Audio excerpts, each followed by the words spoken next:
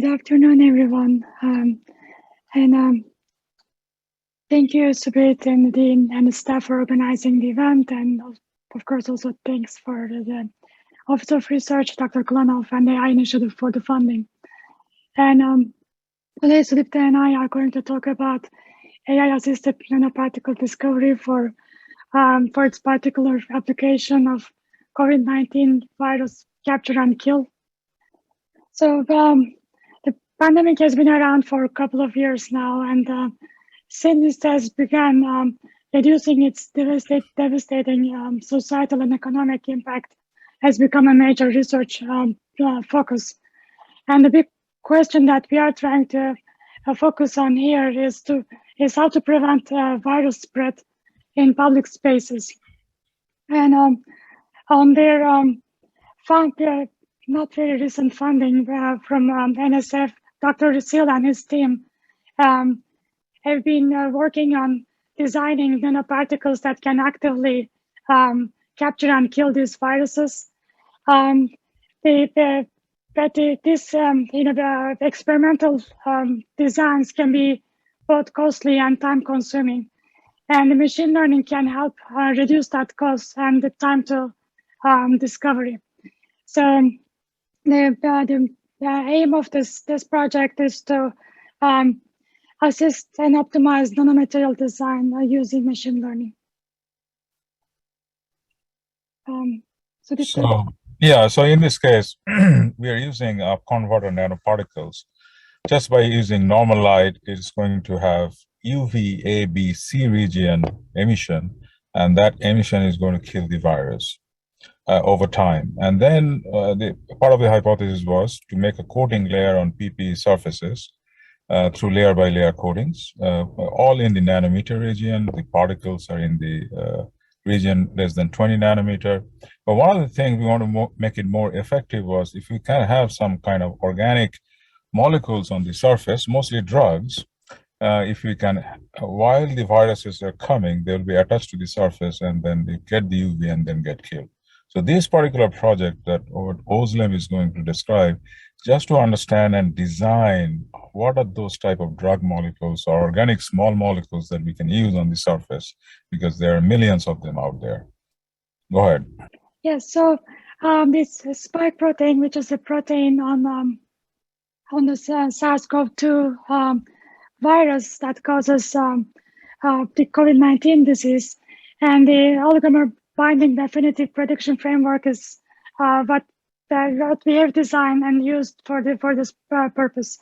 This framework has 5 steps: data creation, data representation, and for using virtual screening to perform deep neural network approaches to predict the binding affinity between ligands and the proteins, and ranking these ligands and then performing experimental validation. So, I mean, as we start working on this project, a couple of things were evident. One was there was a scarcity of data, and then also the scarcity of the research on the area of nanotechnology and machine learning. To overcome this challenge, we casted this problem as a direct target interaction problem, where the goal is the same, basically predicting interaction between the small molecules and the protein.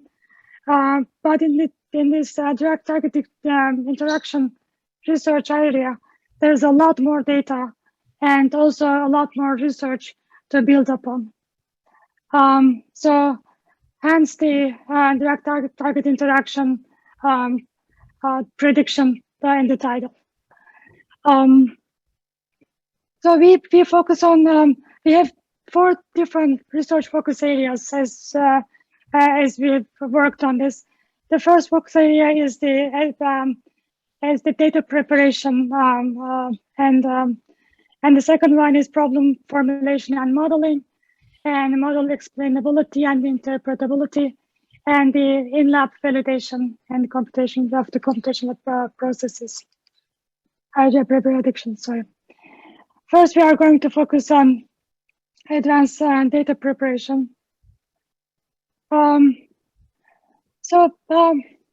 As we start working on it, one thing that we noticed was that many of the computational methods in DTI prediction ignores the key challenge regarding data, which is the class imbalance.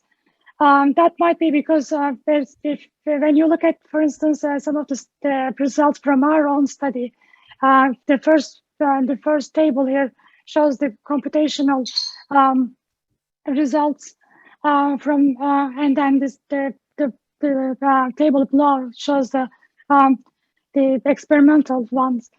In the computational validation, balance and imbalance models then don't really show much of a difference in terms of performance. Therefore, that might be the reason for not focusing too much on that. But as it's seen in the table below, although in the computational validation doesn't really show much of a difference between these two approach models, when you look at the experimental result, there's a tremendous difference between imbalance models performance and the balance models performance. For example, in imbalance, the prediction that the model can predict only one of the seven interactions correctly in one, and then on 4 out of the 7 in the other one. But in the balance model, 6 out of 7 interactions were predicted correctly. So we developed a model that balances this data using different kind of methodologies. Some simple, and we took an ensembled approach, and we tried to address the issue using random undersampling and some advanced techniques of cluster-based undersampling. And when we compare the results, as I mentioned here, the balance model compares really well with the unbalanced one in the experimental results. So we don't really see that here in the difference clearly in the computational validation. But the point that I really wanted to kind of bring it to your attention is that the class imbalance should be addressed. And the second takeaway from this is that in-lab experimental validation should be used complementary to the computational validation. So next, I will talk about the modeling the model that we developed. It's which we call attention site DTI. So we introduced this deep learning model to predict drug-target interaction, where we characterize the binding between the small molecules and the target protein. And the main difference here is that, and I think I should start out saying, a lot of the deep learning models uses amino acid sequence representation, which is a one-dimensional representation of proteins, and that actually misses quite a bit of two-dimensional structural information of the protein. So here we use two-dimensional structure to capture a lot more information from the protein, and also typically a lot of these studies take the whole protein and they try to characterize the interaction between the ligand and the whole protein. But we also know that the ligands bind in certain parts of the protein. So understanding what those parts are and trying to characterize those interaction between those packets, which those parts are called packets or active sites, binding packets or active sites. Would give us a lot better interpretability as an outcome. So what we do here is that we take the proteins, and then we extract the binding sites from the protein, and we represent them separately, and then we try to see how each one of these binding sites interact with the ligand. And we do the similar thing for the drug part or the ligand part, where we construct their graph representation to capture some more information about their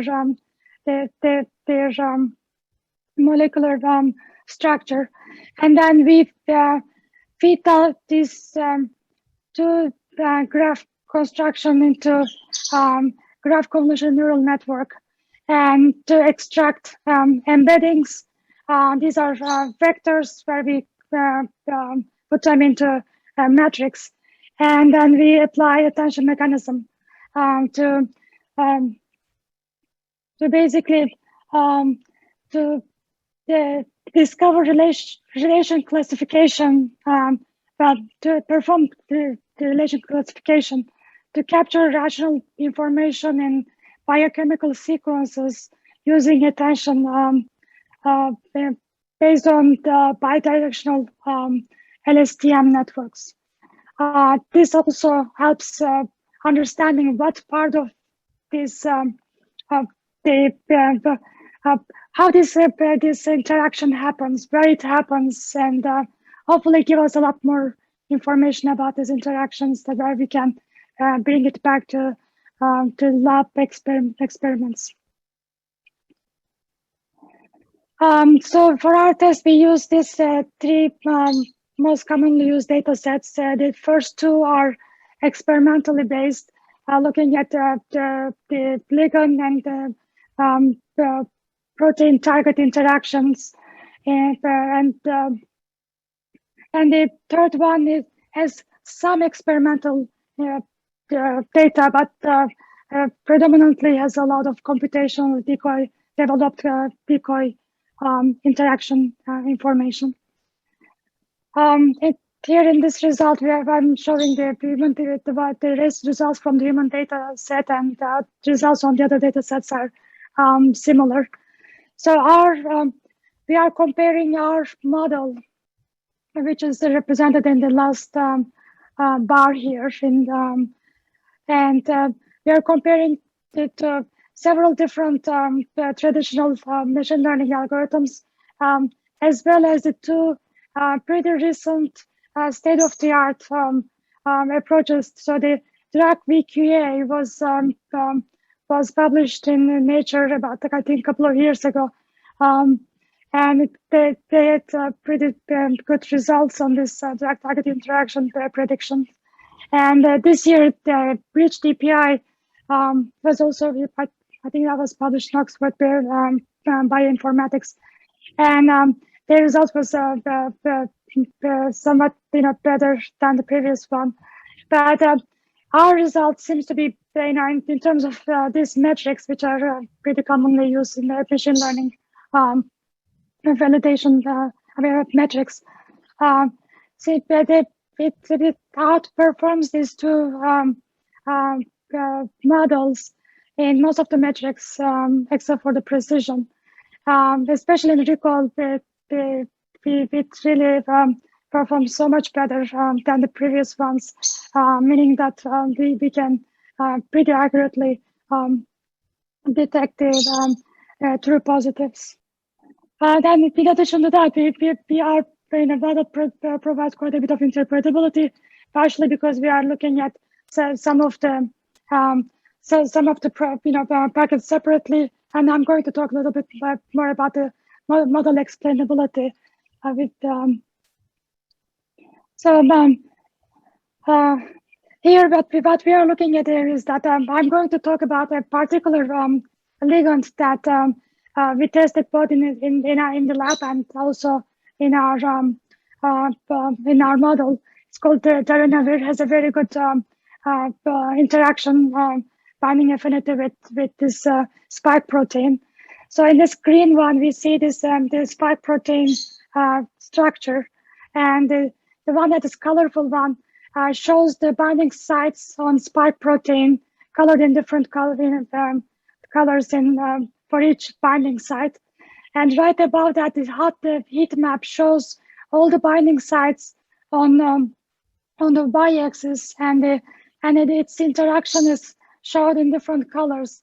So the binding site 0 is the site that darunavir interacts with spike protein, because we store the coordinate information for these sites. We can map this back into spike protein, and the third picture shows where darunavir binds on the spike protein. So in conclusion, our model enables interpretability while achieving some state-of-the-art prediction performance, and also learns from useful embeddings based on context, because we are using this end-to-end learning mechanism. And also we learned embeddings similar to the word embeddings by treating direct target complexes as a sentence with relational meaning between the biochemical entities, so that we think that this can give us a better explainability in terms of why this binding interactions happen in a more molecular level. Next, Sylvia is going to talk about our I want to take it only a minute or so. Sorry, we are out of time. I can use this 10 minutes to explain this slide. But anyway, we started with some of the molecules in the family of N-numeric acids. And these are oligomers, and some of the molecules that Ozlem's group predicted to see that, we are actually calculating the IC50. So these are inhibitory molecules between the S2 protein and the spike, because we just don't want to have the spike and the S2 protein to interact so that they get in the cell, they divide, and then all the disease happens. So in our model, in our experiments, as you can see, the lower the IC50 value, that means the better the molecule is. So we have done this type of assays. These molecules are very expensive. And also, you will see from one of this curve as well that some of the molecules that Ozlem group told us to look into it. By the way, there are also many molecules out there, very expensive. Sometimes you won't get them also. So around 23.5, which is not a good one. So over in all, our model and our experimental data set very closely matches. Thank you. So these are some of the papers and presentations. We have some papers that are coming up, and they're in various stages, but a lot of them are ready, pretty much close to submission. And then we also were working on a white paper to submit to agencies, some of the agencies to seek for funding. I'm sorry. This is our team that we've been working together, and thank you.